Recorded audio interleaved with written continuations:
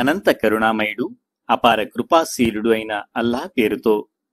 ఎవరి చేతులలో విశ్వ సామ్రాజ్యం ఉన్నదో ఆయన ఎంతో శుభకరుడు, ఎంతో మహోన్నతుడు. ఆయన ప్రతి దానిపై అధికారం కలిగి ఉన్నాడు. మీలో మంచి పనులు చేసేవారెవరో పరీక్షించి చూద్దామని ఆయన చావు బ్రతుకులను సృష్టించాడు. ఆయన అత్యంత శక్తి సంపన్నుడు, అత్యధికంగా మన్నించేవాడును. ఆయన ఒకదానిపై ఒకటి 7 ఆకాశాలను సృజించాడు. నీవు కరుణామయుని సృష్టిలో ఎలాంటి క్రమరాహిత్యాన్ని చూడలేవు. కావాలంటే మరొకసారి చూడు. అందులో నీకేమైనా లోపం కనిపిస్తున్నదా? మళ్లీ మళ్లీ చూడు. నీ చూపులు అలసిపోయి విఫలమై వెనకకు తిరిగి వస్తాయి.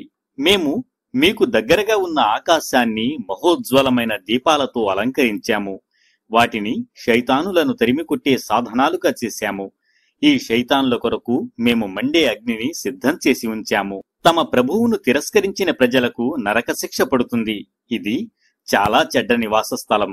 వారిని అందులోకి విసిరివేసినప్పుడు వారికి భయంకరమైన దాని గర్జన ధ్వని వినిపిస్తుంది. అది అప్పుడు ఉద్రేకంతో ఉడికిపోతూ ఉంటుంది. తీవ్రమైన ఆగ్రహంతో బ్రద్దలవుతూ ఉంటుంది. ఏదైనా ఒక గుంపును అందులో వేసిన ప్రతిసారి దాని కాపలాదారులు, మీ వద్దకు హెచ్చరించేవారు రాలేదా అని వారిని అడుగుతారు. దానికి వారు ఇలా జవాబు ఇస్తారు: వచ్చాడు. హెచ్చరిక చేసి అతను మా వద్దకు వచ్చాడు, కాని మేము అతనిని తిరస్కరించాము. అల్లాహ్ దేన్ని అవతరింపజేయలేదు. నీవు మార్గభ్రష్టుడు అయిపోయావు అని మేము అతనితో అన్నాము. ఇంకా వారు ఇలా అంటారు: అయ్యో, మేము గనక ఆనాడు విని ఉంటే లేదా గ్రహించి ఉంటే ఈనాడు ఇలా మండే నరకాగ్ని శిక్షకు గురి అయిన వారిలో చేరి ఉండేవారము కాదు కదా. ఈ విధంగా వారే స్వయంగా తమ తప్పును ఒప్పుకుంటారు. ఈ నరకవాసులు నాశనమైపోను. చూడకుండానే తమ ప్రభువుకు భయపడే వారికి తప్పకుండా మన్నింపు, గొప్ప ప్రతిఫలం లభిస్తాయి. మీరు మెల్లగా మాట్లాడినా లేక బిగ్గరగా పలికినా అల్లాహకు రెండూ ఒకటే. ఆయన హృదయాల స్థితిని సైతం ఎరుగును. పుట్టించిన వాడికే తెలియదా? వాస్తవానికి ఆయన సూక్ష్మగ్రాహి మరియు సమస్తము తెలిసినవాడును. భూమిని మీ ఆధీనంలో ఉంచినవాడు ఆయనే. కనుక దానిమీద తిరగండి. దేవుడు ప్రసాదించిన ఆహారాన్ని తినండి. ఆయన సాన్నిధ్యానికే మీరు మళ్లీ సజీవులైపోవలసి ఉంది. ఆకాశంలో ఉన్నవాడు మిమ్మల్ని భూమిలోకి దిగద్రొక్కడని, భూమి హఠాత్తుగా తీవ్ర కంపనాలకు గురికాదని మీరు నిర్భయంగా ఉన్నారా? ఆకాశంలో ఉన్నవాడు మీ పైకి రాళ్లను విసిరే పెనుగాలిని పంపడని మీరు నిర్భయంగా ఉన్నారా? అప్పుడు నా హెచ్చరిక ఎలా ఉంటుందో మీకు తెలిసిపోతుంది. వారికి పూర్వం గతించిన వారు కూడా తిరస్కరించారు. అప్పుడు నా పట్టు ఎంత తీవ్రంగా ఉండినదో చూడండి. వారు తమ మీద ఎగిరే పక్షులు రెక్కలను ఎలా చాపుతూ ముడుచుకుంటూ ఎగురుతున్నాయో చూడటం లేదా? కరుణామయుడైన అల్లాహ్ తప్ప వాటిని అలా నిలిపి ఉంచేవారెవరూ లేరు. ఆయనే ప్రతి వస్తువును కనిపెట్టి ఉండేవాడు.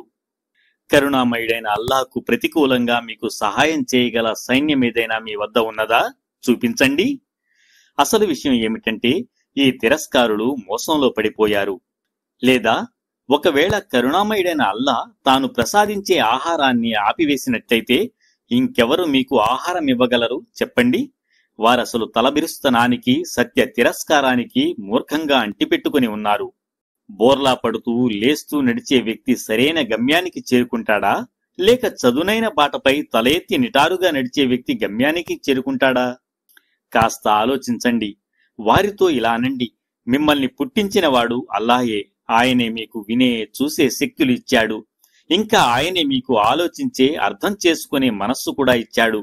కాని మీరు చాలా తక్కువగా కృతజ్ఞతలు తెలుపుతారు. వారితో ఇలాను: అల్లాహే మిమ్మల్ని యావత్ భూమిపై వ్యాపింపజేశాడు. ఆయన వైపునకే మీరు సమీకరించబడతారు.